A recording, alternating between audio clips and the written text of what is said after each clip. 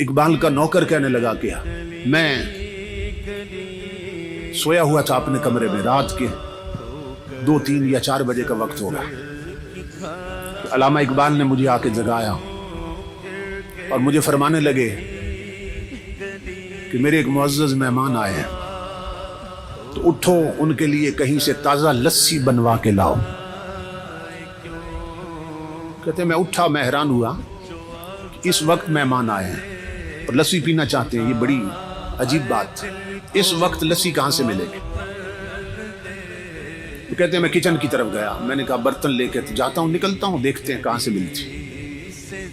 तो इकबाल ने कहा बर्तन मैं खुद दूंगा। इकबाल ने बर्तन खुद धोया अपने हाथों से और मुझे कहा कि जाओ कहीं से लस्सी लेके आओ।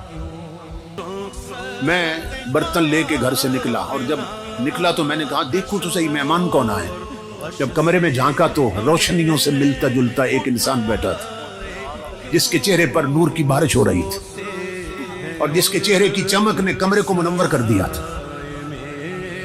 कहते हैं मैं बाहर निकला, आंखें मलता जा रहा था, इस वक्त लस्सी कहां से मिलेगी। तो जब गली के कोने पे पहुंचा ना, मोड़ पे, तो वहां देखकर हैरान हो गया कि एक बाबा जी बैठे हैं खोखा बना के और लस्सी बना रहे हैं। तो मैं हैरान हुआ कि ये रातों रात खोखा का यहां से कैसे बन गया और ये खोखे वाला बाबा कौन है। फिर दिल में खुशी भी हुई कि चलो काम करीब से हो गया, ये सुबह तहकीक करेंगे ये खोखा किसने बनाया और ये बाबा जी कौन है। तो मैंने उन्हें लस्सी के लिए कहा, उन्होंने ताज़ा लस्सी बना दी मुझे। तो मैंने कहा कि पैसे कितने हैं? तो वो हंस के फरमाने लगे ले जाओ, इकबाल से हमारा मामला चलता रहता है। तो मैं हैरान हुआ कि ये बाबा जी इकबाल को भी जानते हैं। खैर मैं लस्सी लेके आ गया। इकबाल ने बर्तन मुझसे पकड़ा और अंदर मेहमानों को पेश। मैं अपने कमरे में बैठा था और सोच रहा था कि अब मेहमान रात रुकते हैं या चले जाएंगे, अभी क्या सूरत हाल बनती। तो मैंने महसूस किया कि मेहमान उठे हैं वापस जाने के लिए। इकबाल के सीने लगे, इकबाल का माथा चूमा उन्होंने और दरवाजे से निकले। मैंने इकबाल को आवाज दी, मैंने कहा अल्लामा साहब मैं दरवाजे कुंडी लगा देता हूँ, आप आराम फरमाएं। कुंडी लगाने की बजाय मैं गली में चला गया। मैंने कहा देखो तो सही मेहमान इस वक्त आए थे कि कौन है, किधर जाते हैं। तो इकबाल का नौकर कहता है मैंने जब देखा तो अल्लाह की इज्जत की कसम उन्होंने एक कदम उठाया इकबाल के दरवाजे से और दूसरा कदम गली के आखिरी कोने में रख दिया और गायब हो गए। मैं पीछे भागा, मैंने कहा ये इतना लंबा कदम जिस्मानी नहीं हो सकता, ये कोई रूहानी कदम उठा।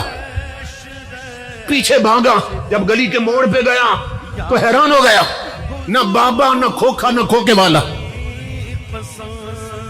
मेहमान भी गायब, खोखा भी गायब, बाबा भी गायब। मैं पलट के आया, मैं इकबाल के कदमों पे गिरा।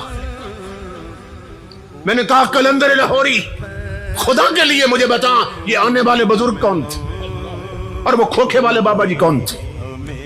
इकबाल ने कहा ना छेड़ मलंगना, जब अपना काम करो। मैंने कहा मेरी जिंदगी गुजरी है खिदमत में, खुदा के लिए मुझे बताएं कौन थे। इकबाल ने कहा मेरे साथ एक वादा करो तो बता देता हूं, मेरी जिंदगी में ये राज फाश नहीं करोगे।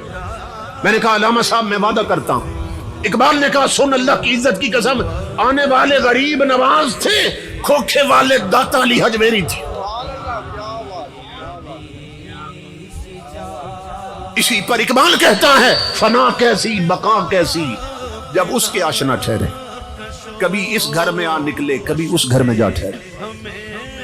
जो अल्लाह वाले बन जाएं, अल्लाह से लो लगा ले, हुजूर के गुलाम बन जाएं, मौत भी उन्हें मार नहीं सकती, उनकी कब्रें भी जिंदा रहती हैं।